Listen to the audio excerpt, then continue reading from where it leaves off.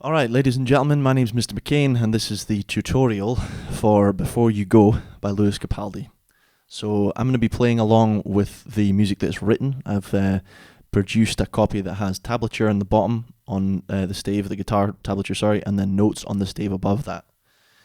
This will be playing through the finger-style sort of technique of the song. If you want, I have the same chords and a kind of lead sheet. You couldn't use it in exam, but it's from ultimateguitar.com, and you're welcome to play along with that using those chords as a guide and the lyrics as a guide. If you're going to do this for an exam, I would recommend not only going from the music, the tab and notation, but giving that to the examiner, because they won't accept a Ultimate Guitar lead sheet as a SQA exam acceptable form of music. So the chords are displayed right at the top of this. It's the same chords as the Ultimate Guitar one, and they're chords really we're kind of familiar with. We've got D major, which you should know. We have B minor, which is a difficult bar chord. I'm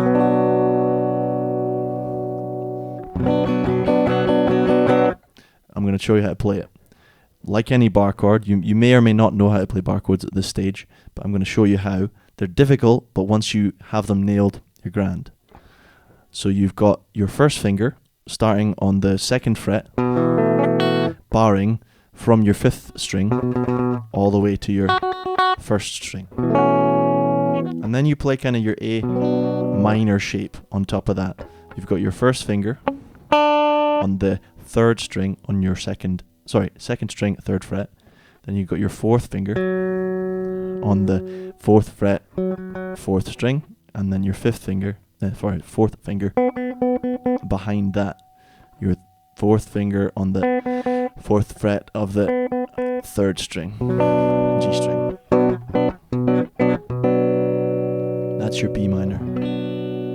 You have your G major, almost certainly familiar with that by now. You have your A major last, but then you have your A sus4. A sus4 is what happens when you substitute, or you're putting in that 4th note, in this case a D, into your A chord.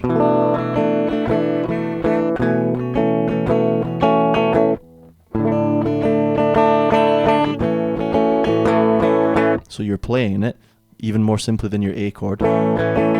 I play A by barring it. You can play it like that, but I play it like that. You're playing 1st finger, 2nd fret, 3rd string, 2nd finger, 3rd fret, 2nd string, and just playing. It's quite a dreamy sounding chord. If you want, you can play along with the chord symbols that are written above each of the bars. Right now, I'm going to go through the finger picking technique for this song.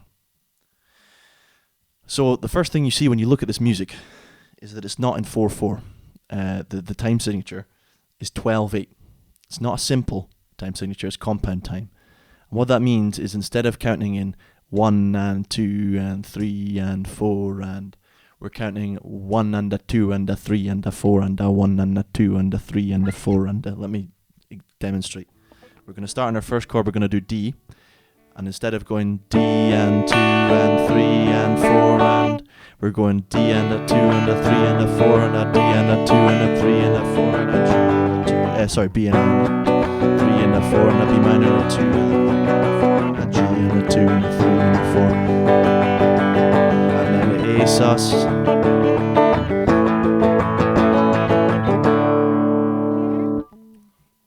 As I said already, this song actually has a capo, so the original is going to sound different than this. It's another example of him writing in a kind of awkward key.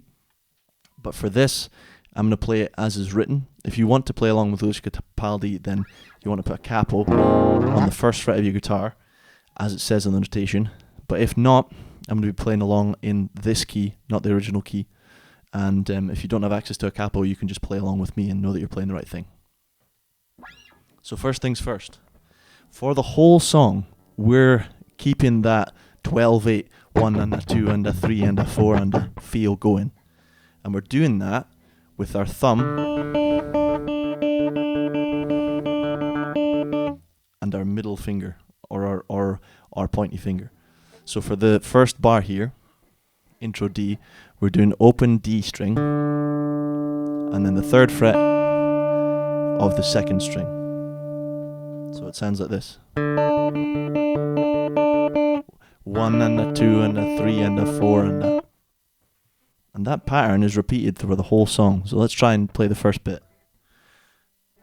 From the first line on verse. So we're going D and a 2 and a 3 and a 4 and a D and a 2 and a 3 and a 4. Then B minor. You're holding that 3rd fret on the 2nd string, but your bass note now, your lowest note, is your 2nd fret on your 5th string. 1, 2, 3, 4, then G. You'll be familiar with that G. You're just changing your bass note every time. You're holding that 3rd fret on the 2nd string, and you're changing the bass note. So that's your G. G, 2, 3, 4, then A. And that's the only time when you're going from A sus, you're doing your open 5th string, and then you're dropping on the high string you're playing to the 2, to the 2nd fret. So it sounds like... And back to D. B minor.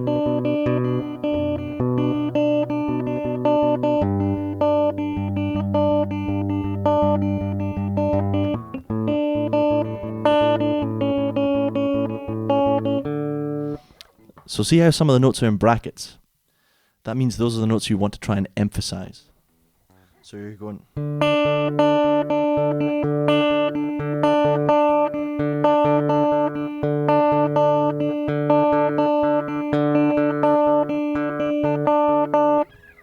You want to place a little bit more emphasis on those bracketed notes. It's hard to do, and I would suggest you get the finger picking pattern right first before you start trying to emphasize different notes. The next part, so all the way up until the chorus, you're playing that pattern. You're really only playing ever on 2 strings at once. Once you get to the chorus, you're playing 3. So that D note, instead of just playing the open D string and the 3 on your 2nd string, you're going...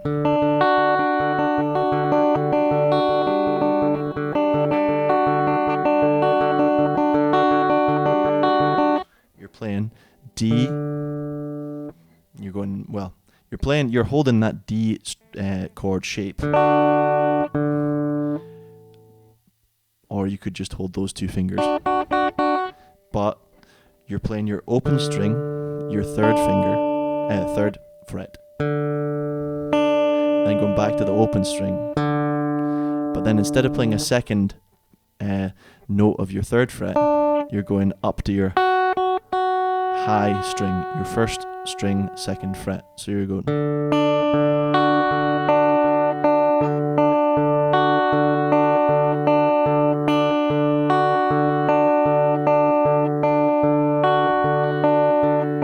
You can't see my right hand quite as well, but...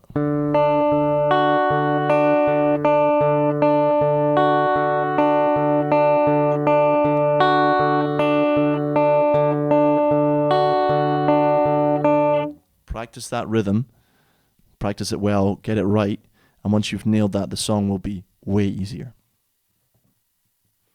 And it's basically the same from there. You're going...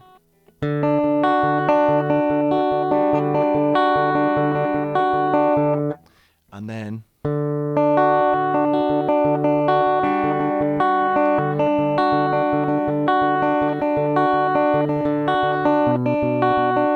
You're going from your D, 4 bars of that, to your B minor. So it's the same, you're holding those top 2 strings, top 2 notes, but you're changing your bass note again. Holding that 2nd fret on your A string, then you're going G. So this is a difficult one to change. I would maybe change the two fingers you're using to hold the top and use your third finger for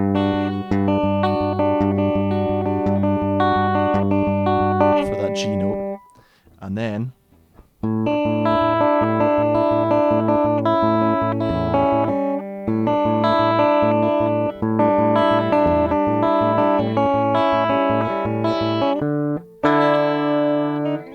so remember and follow the repeats.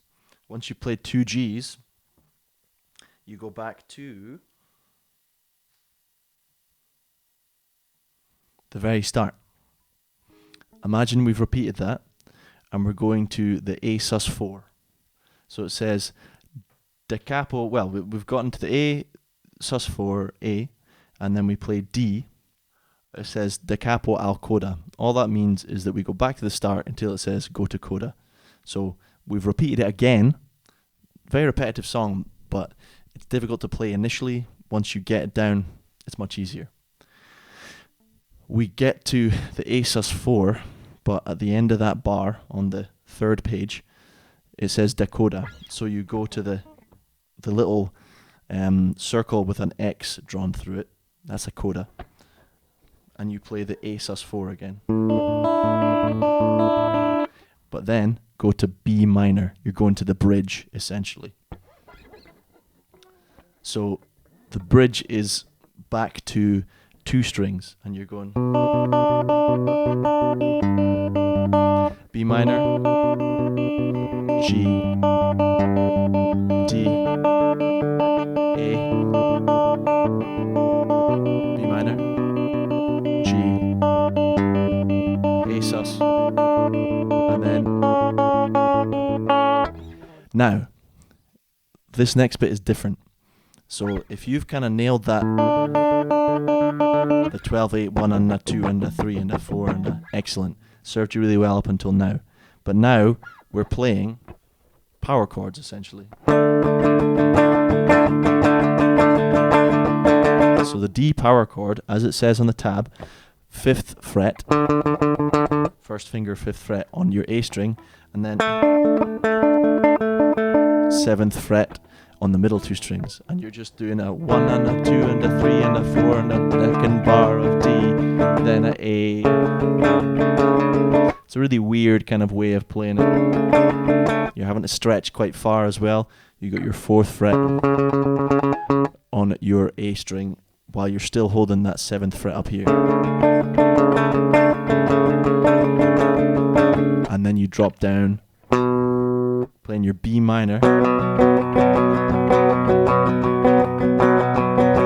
and then just G, almost as you would play the chord.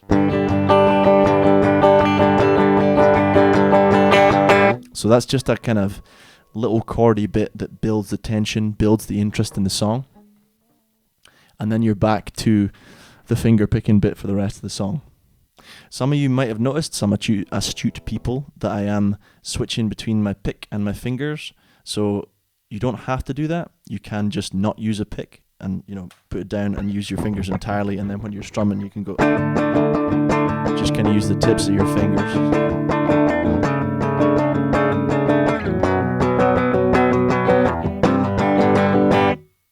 What I tend to do is hold the pick like this, and so that I can strum. But when I'm not using it, I tuck it up between my first and second fingers, so that then I can have that motion still and move my fingers almost independently of one another, but then I can use my thumb to flip it out and bring it in.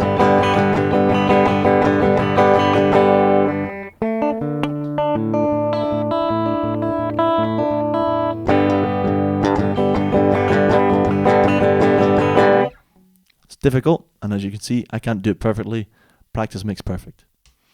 What I would suggest now is go and play along to the play along video and see if you can, once you have practiced your 12-8 da da da da da da 1 2 3 1 2 3 1 2 3 1 2 3 finger picking technique, get it up to speed, and then come and play along with me in the play along video.